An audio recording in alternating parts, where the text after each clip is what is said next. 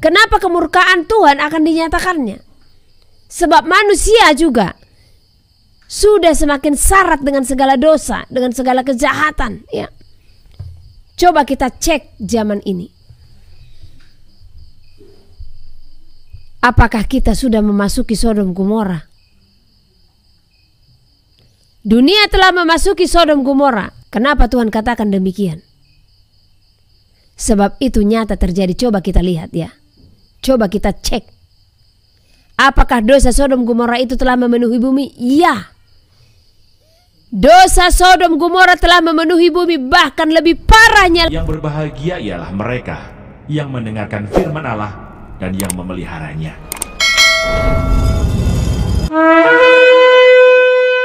Bagaimana kisah Nuh?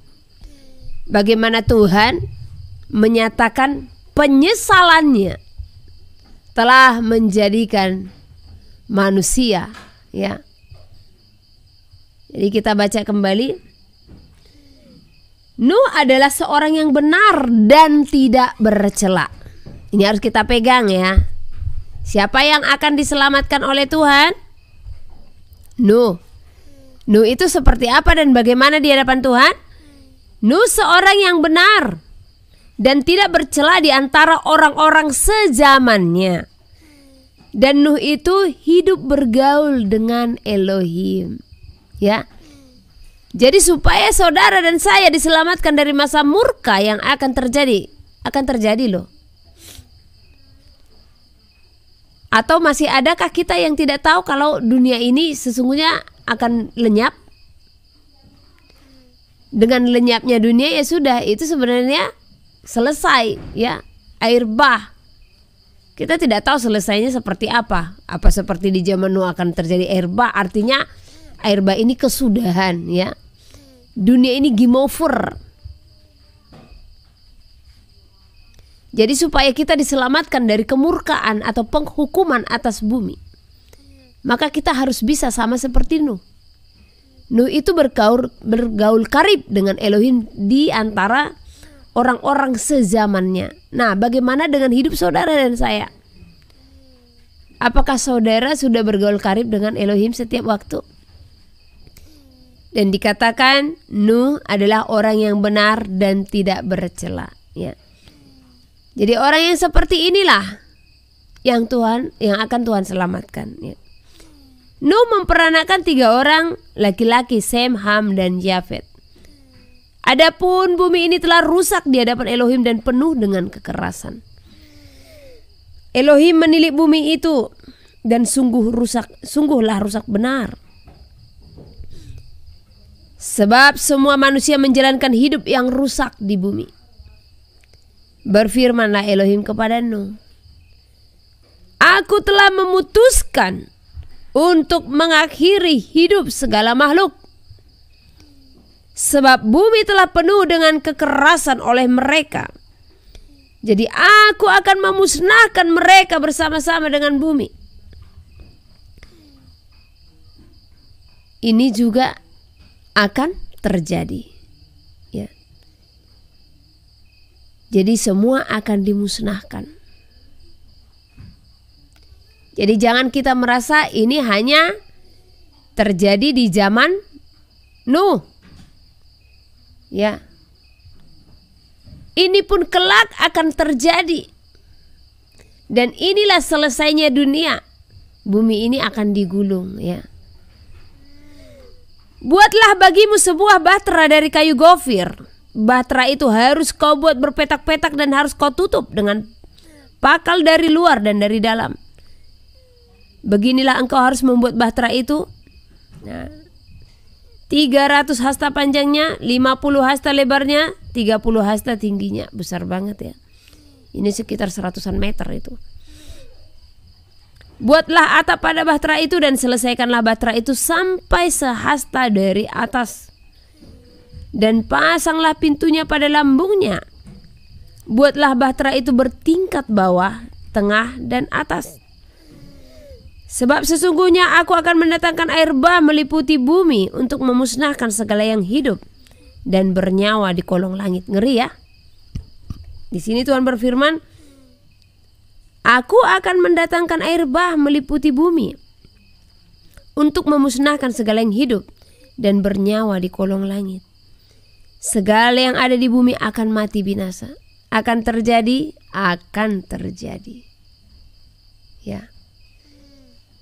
Kemusnahan dunia akan terjadi. Jadi kembali setiap ibadah kita Tuhan mengingatkan apa-apa saja yang akan terjadi di hadapan kita, supaya kita tidak berpangku tangan, ya. Supaya kita tidak terlelap, supaya kita tidak menyayangkan segala sesuatu di bumi ini, sebab semuanya akan lenyap. Sebagaimana di zaman Nuh, seluruh dunia loh itu, ya, dipenuhi oleh air bah. Namun bedanya dari zaman Nuh apa? Setelah air bah itu bumi ini masih berjalan. Nah, nanti yang kita hadapi di zaman kemurkaan, apakah bumi ini akan ada lagi? Yang ada bumi yang baru, langit yang baru, yaitu Yerusalem mulia, ya. Kita lanjut. Tetapi dengan engkau aku akan mengadakan perjanjianku, dan engkau akan masuk ke dalam bahtera itu, engkau bersama-sama dengan anak-anakmu dan istrimu, dan istri anak-anakmu.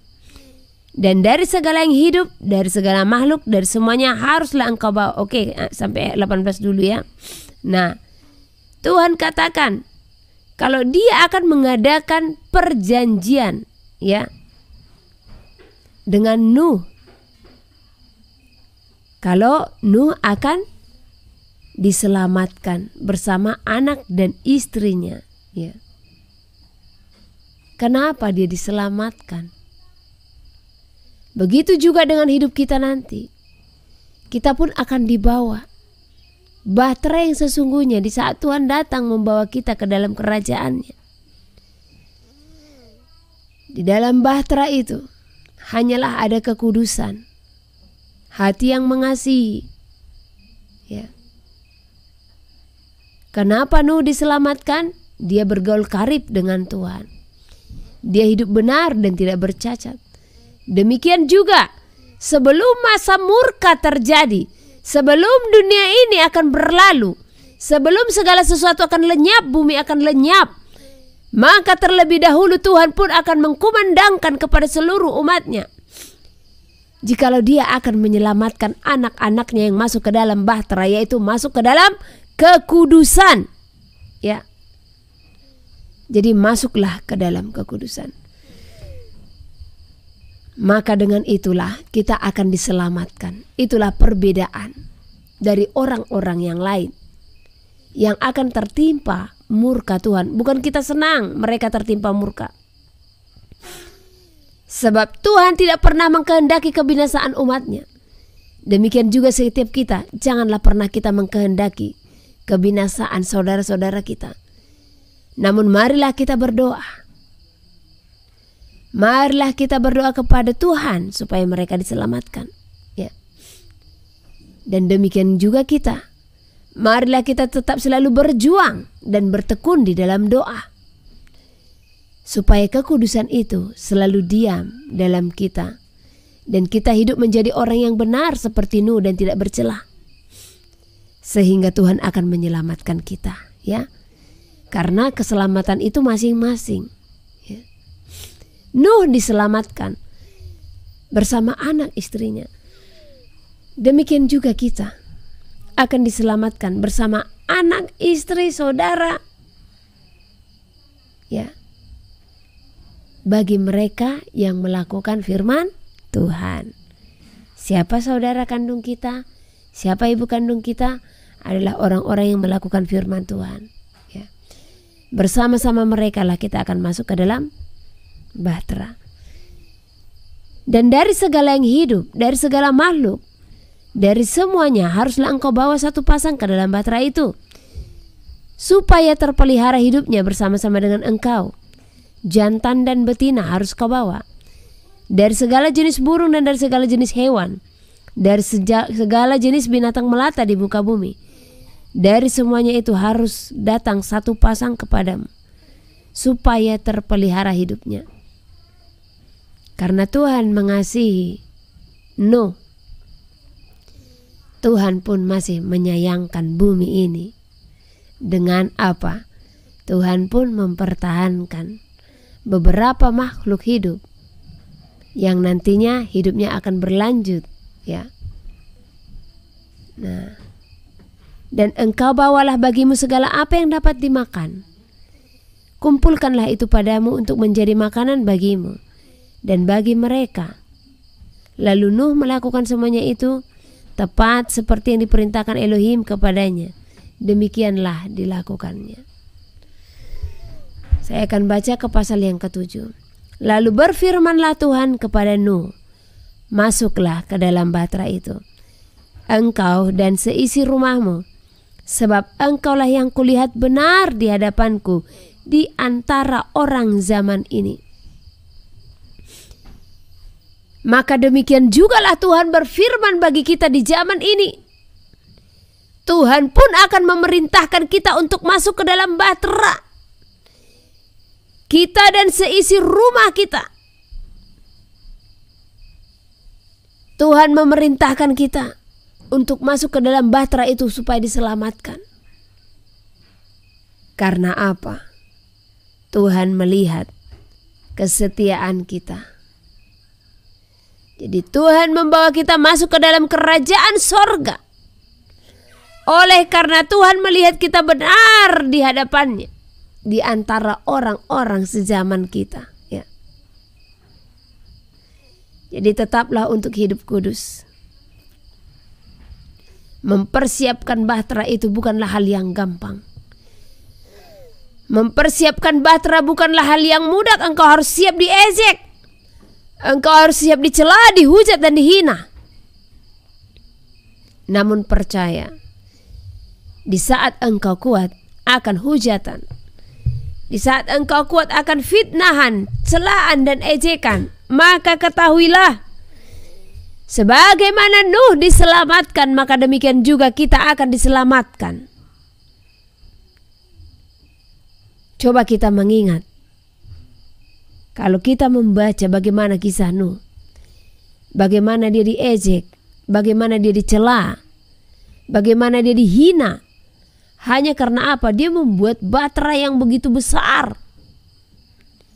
Konyol rasanya, ya kan? Dan dia membuatnya pun di atas bukit. Orang membuat bahtera itu di mana? Ya dekat air kan gitu, ya. Dan bukan waktu yang singkat bagi Nuh untuk menyelesaikannya. Ini masih kontroversi. Berapa tahun Nuh membuat bahtera? Ada yang bilang 40 tahun, ada yang bilang 70 tahun, ada bahkan yang bilang 100 tahun, ya.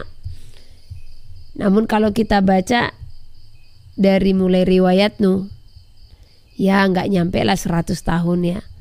Adalah mungkin sekitaran 40, 50 atau 60 tahunan lah. Karena Nuh umurnya 500 tahun, dia melahirkan anak-anaknya. Nah, dan di saat air bah terjadi, dia berumur 600 tahun, ya kan? Nah, anak-anaknya sudah memiliki istri. Nah, kalau kita lihat umur orang dewasa, ya, memiliki istri rata-rata kita taruh lah dulu 25 atau 30 tahun lah, ya. Nah, kita taruh 30 tahun. Nah, jadi dia membuat bahtera itu, anak-anaknya pun sudah ada dan dia sudah punya menantu. Berarti sekitaran segitulah, ya. Jadi antara 40 sampai 70 tahun lah Nuh membuat bahtera itu, ya kan? Nah, nggak ada yang tahu karena tidak ada tercatat. Saya nggak tahu apa di apa kitab-kitab lain di sini. Nanti saya akan baca, ya. Berapa tahun Nuh membuat bahtera, ya. 40 ada. Oke, 40 tahun. 40 tahun pun itu sudah waktu yang sangat lama, ya. bagi Nuh untuk membuat bahtera itu. Bayangkan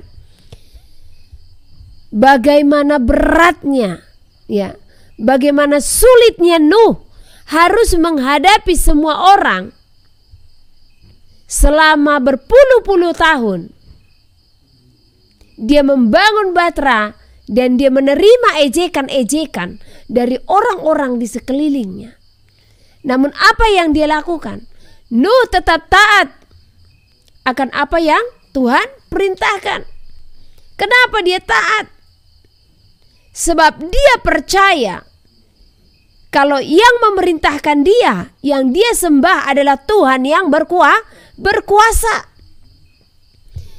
yang mampu melakukan segala apapun dalam hidup manusia, dalam bumi ini, ya. Namun banyak manusia tidak memiliki keyakinan seperti Nuh. Terbukti apa? Banyak manusia yang masih meragukan Tuhan, masih memiliki rasa takut, masih memiliki rasa khawatir. Setiap orang yang masih memiliki rasa khawatir dalam hidupnya, ya, maka dia meragukan kuasa Tuhan. Nuh beriman penuh, beriman teguh akan Tuhan yang dia sembah adalah Tuhan yang akan menyelamatkan. Jadi jikalau saudara percaya penuh kepada Tuhan, kepada Elohim dengan segenap hatimu, maka sekalipun ejekan, celaan, hinaan, hujatan yang kau terima di saat engkau melakukan kehendak Tuhan, maka maju, berjalan terus, ya. Jangan pernah mundur. Jangan pernah undur. Sebab orang yang mundur dari imannya, maka perkenanan Tuhan akan lepas daripadanya. Ya. Ini masanya kita memasuki zaman Nuh. Bahkan kita sudah berada di dalamnya sekarang. Ya. Kita harus mempersiapkan bahtera. Keselamatan ada di dalamnya. Kalau kita tidak mempersiapkannya, maka kita akan terhanyut sebagaimana orang-orang di zaman Nuh terhanyut di saat air bah terjadi. Masuklah ke dalam kekudusan. Hiduplah di dalam kasih. Hiduplah di dalam perkenanan Tuhan. Jangan biarkan air bah itu, jangan biarkan kebinasaan di dalam bumi ini menghanyutkanmu. Jangan biarkan segala apa yang membuatmu terlena akan bumi ini menghanyutkanmu. Jangan biarkan segala keinginanmu membuatmu terhanyut dan terlena akan dunia ini, sehingga kebinasaan yang akan menerpa. Ya. Kita lanjut baca.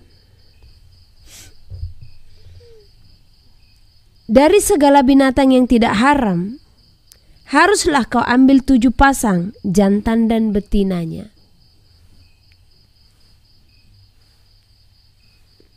Ulang ya. Yang tidak haram. Dari segala binatang yang tidak haram, haruslah kau ambil 7 pasang jantan dan betinanya. Tetapi dari binatang yang haram, 1 pasang jantan dan betinanya. Juga dari burung-burung di udara 7 pasang jantan dan betina, supaya terpelihara hidup keturunannya di seluruh bumi. Ya. Di sini saja Tuhan sudah menyatakan, wah kembali lagi nih Ibu Heni, itu aja yang akan disampaikan. Nanti dia bilang seperti itu, ya kan. Nah, ini kembali kita diingatkan di zaman Nuh saja Tuhan pun telah membedakan antara binatang haram dengan yang tidak haram, ya. Dan binatang yang akan dipersembahkan kepada Tuhan sebagai korban bakaran itu binatang yang tidak haram, ya. Jadi perkara binatang haram dan tidak haram itu bukan hanya di zaman Musa, tapi di zaman Nuh juga Tuhan sudah membedakan. Perlu kita ketahui mungkin ada kitab ya di balik ini semua yang belum kita baca. Karena sesungguhnya yang kita baca ini hanyalah sebagian daripada kesimpulan ya. Jadi masih banyak sebenarnya yang belum kita baca. Cuman ini saja pun kesimpulan ini kita lakukan sepenuhnya dalam hidup kita. Sudah luar biasa ya. Satu contoh apa yang kurang ya. Pernah nggak saudara membaca, kalau kita membaca raja-raja atau Tawarik semua selalu ada dituliskan sesuai dengan kitab yang tertulis dalam kitab kejujuran. Nah, atau sesuai dengan yang tertulis dalam kitab raja-raja. Nah, berarti kan ada buku kejujuran, ada buku kitab raja-raja, ya, kebenaran, ya. Nah, jadi saya pun pernah tanya saudara-saudara kita ya yang mengerti akan hal ini, mereka juga katakan iya banyak bukunya. Ada memang kitab kejujuran ada, kitab raja-raja ada gitu ya.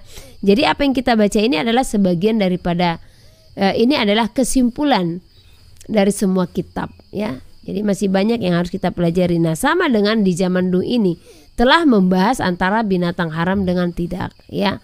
Jadi sesungguhnya perlu sih kita mengetahui ya. Tapi di imamat udah dijelaskan ya. Oke, kita lanjut. Sebab 7 hari lagi aku akan menurunkan hujan ke atas bumi, 40 hari 40 malam lamanya. Dan aku akan menghapuskan dari muka bumi segala yang ada yang kujadikan itu ya. Lalu Nuh melakukan segala yang diperintahkan Tuhan kepadanya. Nuh berumur 600 tahun ketika air bah datang meliputi bumi. Masuklah Nuh ke dalam bahtera itu bersama-sama dengan anak-anaknya dan istrinya, dan istri anak-anaknya karena air bah itu. Dari binatang yang tidak haram dan yang haram, dari burung-burung dan dari segala yang merayap di muka bumi, datanglah sepasang mendapatkan Nuh ke dalam bahtera itu, jantan dan betina seperti yang diperintahkan Elohim kepada Nuh. Setelah 7 hari datanglah air bah meliputi bumi. Jadi seminggu sebelum air bah, Nuh beserta keluarganya sudah diperintahkan untuk masuk ke dalam bahtera. Seminggu sebelum kedatangan air bah, keluarga ini telah dihimbau untuk masuk ke dalam bahtera. Demikian juga hidup manusia.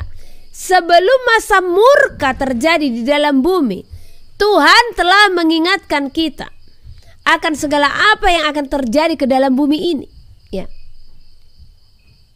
Jadi tidak ada yang terjadi di muka bumi sebelum Tuhan membukakannya atau memberitahukannya kepada siapa? Orang-orang pilihannya. Tinggal bagaimana kita ya menyikapi segala himbauan tersebut. Seperti di zaman ini ya, kita sudah dihimbau. Jikalau hari Tuhan sudah akan tiba, kedatangannya sudah akan tiba ya. Masa penghakiman atas bumi sudah akan tiba. Tetapi banyak kita yang masih berpangku tangan, banyak kita yang masih berleha-leha, banyak kita yang masih kurang peduli, bahkan tidak peduli, bukan hanya kurang peduli, tidak peduli akan himbauan tersebut, yang masih semena-mena melakukan segala kejahatan ya. Kenapa air bah dinyatakan atas bumi? Karena kejahatan di muka bumi sudah semakin besar. Demikian juga di akhir zaman. Kenapa kemurkaan Tuhan akan dinyatakannya? Sebab manusia juga sudah semakin syarat dengan segala dosa, dengan segala kejahatan ya. Coba kita cek zaman ini. Apakah kita sudah memasuki Sodom Gomora? Dunia telah memasuki Sodom Gomora. Saya ingat beberapa tahun silam Tuhan katakan, anakku sampaikan kepada seluruh bumi, kemurkaanku akan aku nyatakan ke dalam bumi ini. Sebab bumi ini telah dipenuhi dengan Sodom dan Gomora. Ini Tuhan sudah berfirman beberapa tahun yang silam ya. Kenapa Tuhan katakan demikian? Sebab itu nyata terjadi. Coba kita lihat ya. Coba kita cek. Apakah dosa Sodom Gomora itu telah memenuhi bumi? Iya. Dosa Sodom Gomora telah memenuhi bumi, bahkan lebih parahnya lagi. Pernikahan mereka pun disahkan di dalam gereja. Apa ini tidak menghina Tuhan? Ya. Apa semua ini tidak menyepelekan Tuhan? Bahkan lebih jahatnya lagi. Beberapa waktu silam, mungkin saudara juga pernah melihat ya. Ada pendeta, sama-sama pendeta, laki-laki. Mereka menikah dan dinikahkan di dalam satu gereja. Ya. Maaf, saya tidak bisa sebutkan negaranya di mana ya.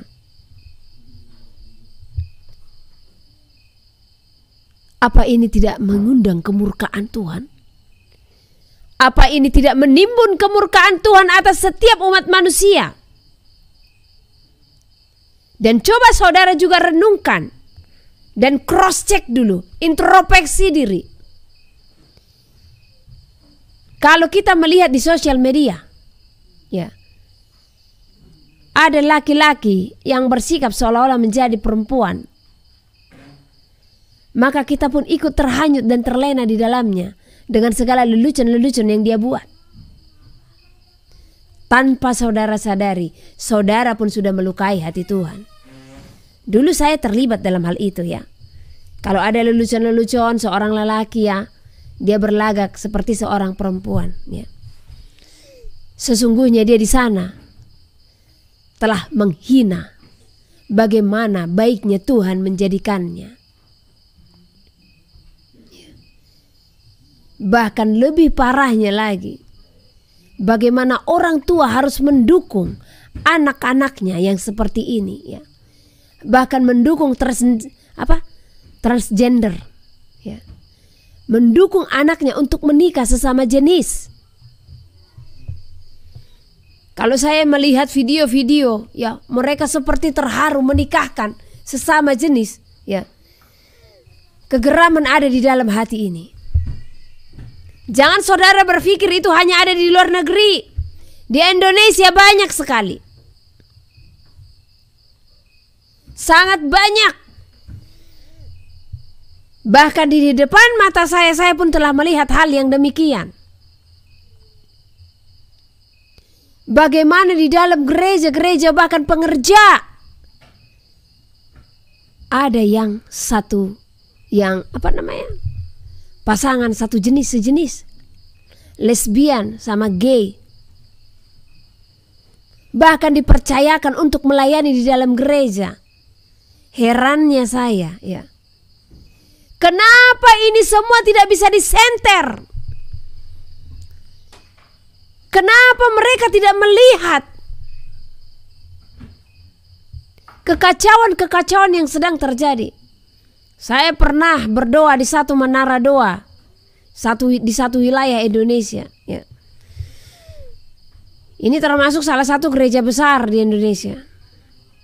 Saat berdoa Tuhan bukakan, kalau di sini ada dosa Sodom Gomora dan mereka dipercayakan untuk melayani di tempat ini, ya, saya langsung katakan kepada pendoa di sana, Tuhan berfirman, di tempat ini ada pelayan, mereka pasangan satu sejenis, dan kenapa mereka dibiarkan? Dan pada akhirnya dia pun cerita, ya, bahkan wakil gembala katanya, ya, wakil gembala merupakan seorang yang terikat dengan dosa LGBT, dan masih ada juga pengerja-pengerja yang lain. Wow, ya. Dosa seperti ini sangat banyak kita temukan di dalam gereja-gereja. Pernah lagi, ya, ini termasuk gereja besar juga, ya. Pendoanya dia terikat hubungan dengan anaknya sendiri, cuman memang nggak anak kandung ya, anak tiri. Pendoa bahkan sudah tua ya, dengan ikatan kasih mesra dengan anak tirinya yang sejenis. Dan itu dipercayakan menjadi seorang pendoa berpuluh-puluh tahun. Bagaimana gereja-gereja tidak bisa melihat semua ini? Ya. Jangankan itu. Pertama sekali saya di dalam karismatik, waktu beribadah, dan di situ yang membuat saya sempat kecewa ya. Saya pun dimentorin dengan seorang yang akhirnya ketahuan kalau dia pun terikat dengan dosa LGBT. Ya. Kekecewaan saya sangat besar hari itu. Sangat banyak ya. Jadi perhatikan, gereja besar saja tidak bisa menyenter dosa seperti ini. Bagaimana? Apakah memang hadirat itu benar-benar nyata ada? Sehingga dosa seperti itu pun masih dibiarkan berdiam, tidak bisa dikoreksi, tidak bisa dirobek, dan tidak dibukakan. Ada apa sebenarnya di dalam gereja-gereja di zaman ini? Kenapa pelanggaran-pelanggaran yang seperti ini tidak bisa terbuka, tidak bisa terbongkar? Bahkan mereka dengan anaknya duduk bersama, melayani bersama ya. Di dalam hubungan Sodom Gomora, bahkan tidak satu dua yang saya tahu, bahkan itu aktif di dalam Instagram, aktif di dalam sosial media, bahkan terkenal ya. Mereka juga terikat dengan dosa itu. Menyatakan diri sebagai hamba Tuhan. Luar biasa ini. Bagaimana Tuhan tidak akan murka atas dunia? Bagaimana air bah itu tidak akan datang ke dalam dunia? Jangan saudara berpikir air bah itu hanya sebatas air yang akan memenuhi bumi. Tetapi itu berbicara kemurkaan Tuhan bagaimanapun bentuknya. Yang jelas dunia ini akan mengalaminya. Sebab apa? Dosa Sodom Gomora telah memenuhi bumi. Bahkan lebih luar biasa, disahkan di seluruh dunia. Coba saudara perhatikan ya. Warna-warna pelangi. Dan ini lagi tren di akhir zaman ya. Warna-warna pelangi ini itu 6 warna. Pelangi Tuhan 7 warna. Sebenarnya itu lambang apa sekarang dipakai? Lambang LGBT. Ya. Jadi kalau sekarang kan banyak nih musim mainan dengan warna-warna itu ya. Bahkan ada kafe-kafe dengan kursi dengan warna-warna itu ya. Memang warnanya kelihatan menarik, bagus. Tetapi itulah warna sebagai simbol dari LGBT yang telah disahkan di seluruh bumi ya. Jadi parah nggak? Apa iya Tuhan akan membiarkan bumi ini seperti ini saja? Apa iya Tuhan akan membiarkan dunia ini semakin merajalela dengan segala kelaliman? Apa iya Tuhan akan diam dengan segala kejahatan-kejahatan yang memenuhi bumi? Tuhan tidak akan pernah diam. Ya. Dia akan menyatakan kemurkaannya. Dan inilah akhir dari dunia. Ya. Tidak ada masa percobaan. Karena hidup dunia ini sesuai dengan apa yang tertulis ya. Kitab Wahyu sebagai endingnya. Dan kita menuju kitab Wahyu tersebut. Dan sekarang pun kita telah berada di zamannya Wahyu tersebut. Jadi jangan terlalu santai dalam hidup ini. Ya. Telah banyak segala sesuatu yang dihalalkan oleh gereja-gereja yang sesungguhnya di hadapan Tuhan tidak berkenan ya. Saya pernah menelepon seorang pendeta di mana saya dengar dia akan hendak menikahkan seseorang yang saya tahu seseorang itu bercerai dengan istrinya. Di saat saya tanya pendeta ini apa iya pernikahan seperti itu akan disahkan di gereja. Iya inang, karena mereka datang. Daripada mereka zina, daripada hidup mereka seperti itu, ya, apa salahnya kita melayani mereka dan kita menerima pernikahan itu? Mau dilayani, mau diterima atau tidak diterima, tetap pernikahan mereka adalah zina, tetap tidak berkenan di hadapan Tuhan, ya. Jadi jangan karena menjaga hati manusia kita harus mengabaikan perintah Tuhan. Tuhan tetap tidak berkenan dengan pernikahan yang demikian, ya. Pernikahan karena perceraian saja Tuhan tidak berkenan, apalagi pernikahan dengan sesama sejenis. Jadi perhatikan, dosa-dosa ini akan memenuhi bumi. Karena apa? Karena musuh-musuh kita sedang bekerja dengan giat, sedang bekerja dengan keras untuk menyesatkan seluruh umat manusia. Mereka akan menyesatkan dari seluruh penjuru bumi. Artinya apa? Mereka akan menyesatkan dari segala sisi, baik dari pikiran kita, baik dari hati kita, baik dari segala perbuatan kita. Iblis akan menyesatkan umat manusia. Jadi janganlah saudara menjadi manusia yang akan disesatkan oleh iblis tersebut. Kenapa dia menyesatkan? Sebab iblis tahu waktu Tuhan sudah akan tiba. Iblis tahu kebinasaan akan dirinya akan tiba. Oleh karena itu dia pun akan menyatakan kegeramannya, kekesalannya dengan apa? Dia akan menarik umat manusia. Sebisa mungkin bahkan orang pilihan pun akan disesatkannya. Jadi jangan saudara merasa di saat saudara menjadi orang pilihan yang sudah mendengar suara Tuhan, ya, saudara tidak bisa disesatkan. Bisa. Iblis tidak pandang bulu, siapapun akan disesatkannya. Jadi bukan berarti karena sudah mendengar suara Tuhan gak bisa disesatkan. Setiap orang selama hidup di dalam dunia, selama matahari masih menyinarkan terangnya, ya, selama hari masih berganti, ujian-ujian masih akan tetap kita hadapi. Jadi jangan pernah merasa di zona nyaman. Karena siapa yang berada di zona nyaman, dialah yang telanjang itu. Sebab sesungguhnya hari di depan kita adalah ujian yang masih nyata, yang harus kita hadapi. Namun tetaplah berjaga-jaga di dalam Tuhan, supaya kita tidak bisa disesatkan, supaya kita tidak bisa diombang-ambingkan, ya. Jadi dunia ini sudah kacau, akhlak sudah kacau, karakter sudah banyak yang terongrong, ya. Sudah binasa. Bahkan sekiranya ada ukuran yang mengukur, sekiranya ada manusia di zaman Nuh masih hidup di zaman ini, kalau kita bertanya mana lebih kacau, manusia zaman dulu atau zaman sekarang? Zaman sekarang.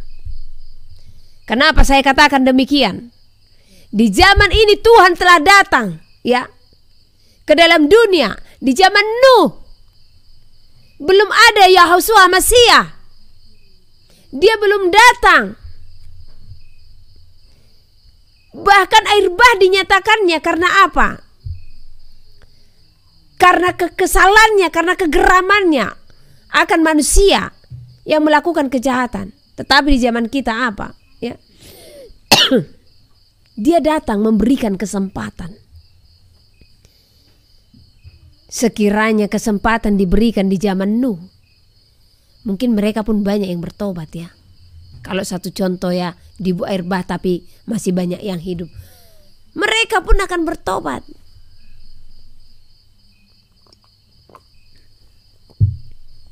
Ini di zaman kita udah dikasih kesempatan, yang ada menyia-nyiakan kesempatan yang Tuhan berikan. Masih semena-mena. Banyak yang tidak peduli hati Tuhan. Sangat banyak. Bahkan merajalela dengan segala kesalahan-kesalahan, merajalela dengan segala dosa dan menikmati dosa-dosa tersebut, ya. bagaimana iblis tidak tertawa. Ya. Jadi tadi pesan Tuhan itu dikatakan musuh-musuh memenuhi bumi. Musuh itu akan menyesatkan dari seluruh penjuru bumi, dari segala sisi. Anak-anak disesatkannya, remaja disesatkannya, orang tua disesatkannya, semua disesatkannya. Melalui apapun, ya.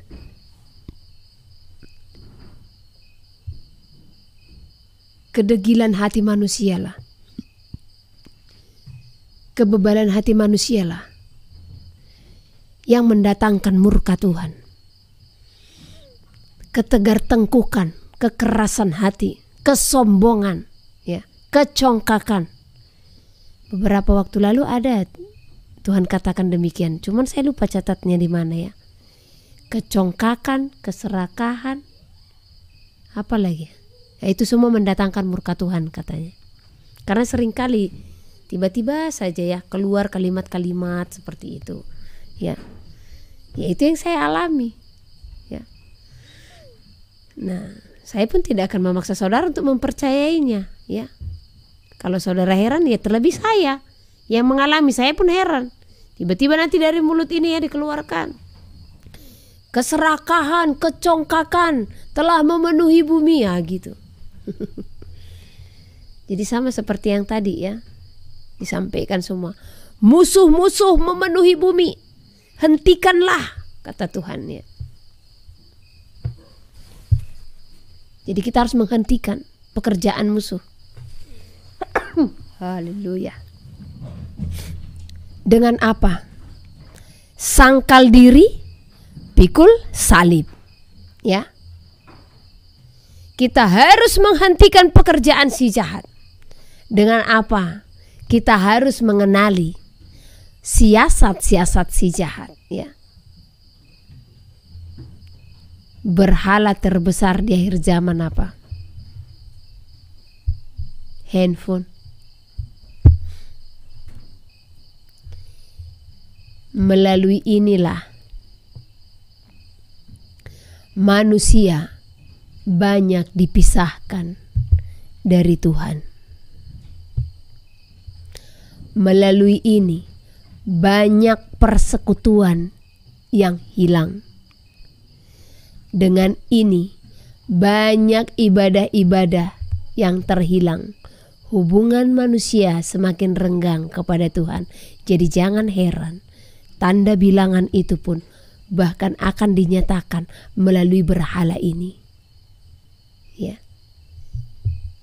Jadi hati-hati. Banyak manusia yang disesatkan melalui ini. Saya sendiri sekiranya mungkin ya, kalau bisa gak usah pakai ini. Entah kenapa dalam beberapa minggu ini saya sangat geram dengan benda ini. Bukan saya menyalahgunakannya, tidak. Tetapi ada kegeraman yang tiba-tiba muncul. Di situ saya berdoa, kenapa sih? Kok sampai saya mau meremukkan handphone saya sendiri? Ya, saya benci sekali gitu dengan handphone. Ya, di sana saya berdoa. Di sana hikmat Tuhan berikan. Inilah musuh terbesar manusia saat ini, yang memisahkan antara Tuhan dengan manusia. Handphone. Jikalau apa? Manusia mempergunakannya untuk hal yang sia-sia. Dan kebanyakan memang demikian. Sangat jarang manusia memakai handphone hanya untuk mendengarkan firman. Kebanyakan itu untuk apa? Buka-buka video, chatting-chattingan, dan segala macam, ya. Sangat jarang, sedikit umat manusia yang mempergunakan handphone hanya untuk mencari kebenaran. Sedikit itu, hitungan jari. Mungkin persenannya sekiranya kita bisa persenkan hanya 0, sekian persen manusia yang mempergunakan ini hanya untuk kemuliaan Tuhan, ya. Tanpa kita sadari, spirit di sini sangat besar. Memisahkan hubungan antara manusia dengan Tuhan. Hubungan antara manusia dengan manusia. Bagaimana ini tidak menjadi berhala terbesar di akhir zaman. Menyatakan kemurkaannya. Karena banyak akhlak manusia yang telah rusak. Oleh karena melalui handphone. Ya. Kelak tanda itu pun nanti akan dinyatakan melalui apa juga. Ya seperti ini juga ya. Di tangan dan di dahi. Orang selalu berpikir masuk ke dalam tubuh, ya kan? Nah, untuk masuk ke dalam tubuh kita tidak tahu bagaimana. Tapi yang jelas yang tertulis, tanda itu ada di tangan dan di dahi. Bagaimana pengertian yang sesungguhnya? Ya. Nanti kita akan bongkar, ya. Ada sesi khusus nanti untuk hal itu, ya. Jadi supaya kita berjaga-jaga. Pengkhotbah pasal 8. Siapakah seperti orang berhikmat, dan siapakah yang mengetahui keterangan setiap perkara? Hikmat manusia menjadikan wajahnya bercahaya, dan berubahlah kekerasan wajahnya. Kepatuhan kepada raja. Patuhilah perintah raja demi sumpahmu kepada Allah. Janganlah tergesa-gesa pergi dari hadapannya. Janganlah bertahan dalam perkara yang jahat, karena ia berbuat apa yang dikehendakinya. Karena titah raja berkuasa, siapakah yang akan mengatakan kepadanya, apakah yang baginda buat? Siapa yang mematuhi perintah, tidak akan mengalami perkara yang mencelakakan. Dan hati orang berhikmat mengetahui waktu pengadilan. Karena untuk segala sesuatu ada waktu pengadilan, dan kejahatan manusia menekan dirinya. Sesungguhnya ia tak mengetahui apa yang akan terjadi, karena siapakah yang akan mengatakan kepadanya bagaimana itu akan terjadi? Tiada seorang pun berkuasa menahan angin, dan tiada seorang pun berkuasa atas hari kematian. Tak ada istirahat dalam peperangan, dan kefasikan tidak melepaskan orang yang melakukannya. Pekerjaan Allah tidak dapat diselami manusia. Semua ini telah kulihat, dan aku memberi perhatian kepada segala perbuatan yang dilakukan di bawah matahari, ketika orang yang satu menguasai orang yang lain hingga ia celaka. Aku melihat juga orang-orang fasik yang akan dikuburkan boleh masuk, sedangkan orang yang berlaku benar harus pergi dari tempat yang kudus dan dilupakan dalam kota. Ini pun sia-sia. Oleh karena hukuman terhadap perbuatan jahat tidak segera dilaksanakan, maka hati manusia penuh niat untuk berbuat jahat. Walaupun orang yang berdosa dan yang berbuat jahat 100 kali hidup lama, namun aku tahu bahwa orang yang takut akan Allah akan beroleh kebahagiaan, sebab mereka takut terhadap hadirat-Nya. Tetapi orang yang fasik tidak akan beroleh kebahagiaan, dan seperti bayang-bayang ia tidak akan panjang umur, karena ia tidak takut terhadap hadirat Allah. Ada suatu kesia-siaan yang terjadi di atas bumi. Ada orang-orang benar yang menerima ganjaran yang layak untuk perbuatan orang fasik, dan ada orang-orang fasik yang menerima pahala yang layak untuk perbuatan orang benar. Aku berkata, ini pun sia-sia. Oleh sebab itu aku memuji kesukaan, karena tak ada kebahagiaan lain bagi manusia di bawah matahari kecuali makan dan minum dan bersukaria. Itu yang menyertainya di dalam jerih payahnya seumur hidupnya yang diberikan Allah kepadanya di bawah matahari. Aku memberi perhatianku untuk memahami hikmat dan melihat kegiatan yang dilakukan orang di dunia tanpa mengantuk siang malam. Maka nyatalah kepadaku bahwa manusia tidak dapat menyelami segala pekerjaan Allah yang dilakukannya di bawah matahari. Bagaimanapun juga, manusia berlelah-lelah mencarinya, ia tidak akan menyelaminya. Walaupun orang-orang yang berhikmat mengatakan bahwa ia mengetahuinya, namun ia tidak dapat menyelaminya.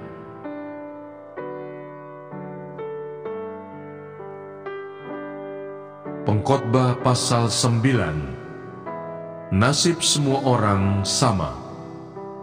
Sesungguhnya semua ini telah kuperhatikan, semua ini telah kuperiksa, yakni bahwa orang-orang yang benar dan orang-orang yang berhikmat dan perbuatan-perbuatan mereka, baik kasih maupun kebencian, ada di tangan Allah. Manusia tidak mengetahui apapun yang dihadapinya. Segala sesuatu sama bagi sekalian. Nasib orang sama, baik orang yang benar maupun orang yang fasik, orang yang baik maupun orang yang jahat, orang yang tahir maupun orang yang najis, orang yang mempersembahkan korban maupun yang tidak mempersembahkan korban. Sebagaimana orang yang baik, begitu pula orang yang berdosa.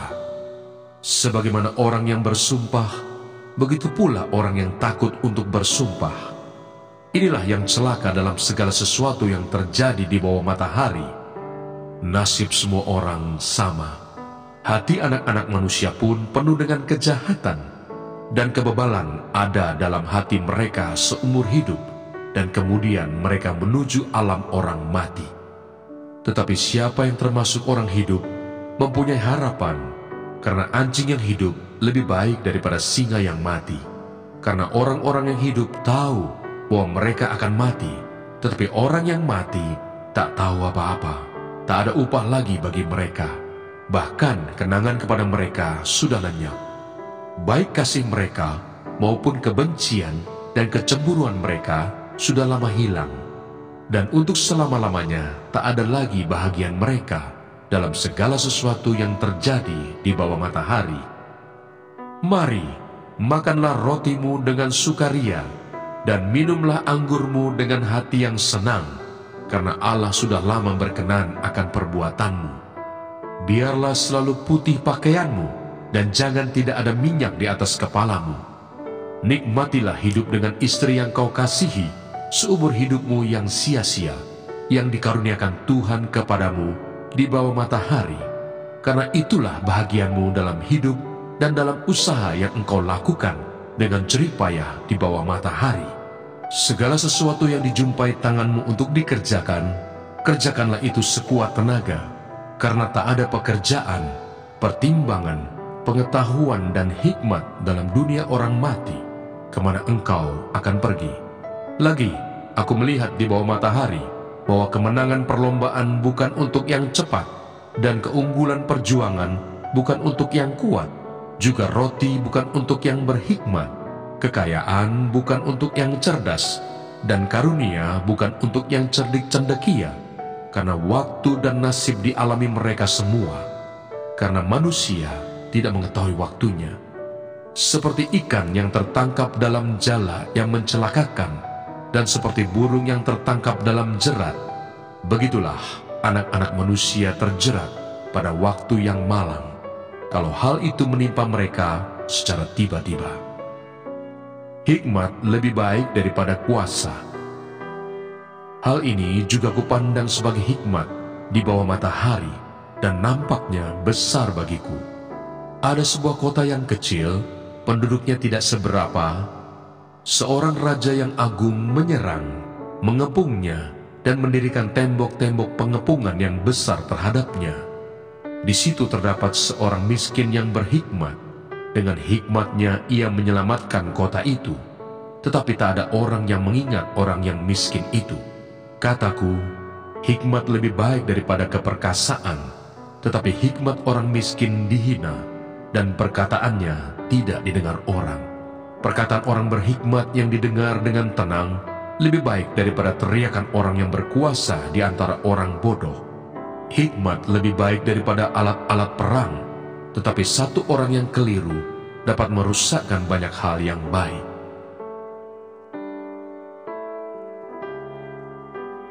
Pengkhotbah pasal 10. Akibat-akibat kebodohan. Lalat yang mati menyebabkan urapan dari pembuat urapan berbau busuk. Demikian juga sedikit kebodohan lebih berpengaruh daripada hikmat dan kehormatan. Hati orang berhikmat menuju ke kanan, tetapi hati orang bodoh ke kiri. Juga kalau ia berjalan di lorong, orang bodoh itu tumpul pikirannya, dan ia berkata kepada setiap orang, orang itu bodoh. Jika amarah penguasa menimpa engkau, janganlah meninggalkan tempatmu, karena kesabaran mencegah kesalahan-kesalahan besar. Ada suatu kejahatan yang kulihat di bawah matahari, sebagai kekilafan yang berasal dari seorang penguasa. Pada banyak tempat yang tinggi, didudukkan orang bodoh, sedangkan tempat yang rendah diduduki orang kaya. Aku melihat budak-budak menunggang kuda, dan pembesar-pembesar berjalan kaki seperti budak-budak. Barang siapa menggali lubang akan jatuh ke dalamnya, dan barang siapa mendobrak tembok akan dipagut ular. Barang siapa memecahkan batu akan dilukainya, barang siapa membelah kayu akan dibahayakannya. Jika besi menjadi tumpul dan tidak diasah, maka orang harus memperbesar tenaga, tetapi yang terpenting untuk berhasil adalah hikmat. Jika ular memagut sebelum mantra diucapkan, maka tukang mantra tidak akan berhasil. Perkataan mulut orang berhikmat menarik, tetapi bibir orang bodoh menelan orang itu sendiri. Awal perkataan yang keluar dari mulutnya adalah kebodohan, dan akhir bicaranya adalah kebebalan yang mencelakakan. Orang yang bodoh banyak bicaranya, meskipun orang tidak tahu apa yang akan terjadi, dan siapakah yang akan mengatakan kepadanya apa yang akan terjadi sesudah dia. Jerih payah orang bodoh melelahkan orang itu sendiri, karena ia tidak mengetahui jalan ke kota. Wahai engkau tanah, kalau rajamu seorang kanak-kanak dan pemimpin-pemimpinmu pagi-pagi sudah makan. Berbahagialah engkau tanah, kalau rajamu seorang yang berasal dari kaum pemuka, dan pemimpin-pemimpinmu makan pada waktunya dalam keperkasaan dan bukan dalam kemabukan. Oleh karena kemalasan, runtuhlah atap, dan oleh karena kelambanan tangan, bocorlah rumah. Untuk tertawa, orang menghidangkan makanan, anggur meriangkan hidup, dan uang memungkinkan semuanya itu. Dalam pikiran pun, janganlah engkau mengutuki raja, dan dalam kamar tidur, janganlah engkau mengutuki orang kaya, karena burung di udara mungkin akan menyampaikan ucapanmu, dan segala yang bersayap dapat Yang berbahagia ialah mereka yang mendengarkan firman Allah dan yang memeliharanya.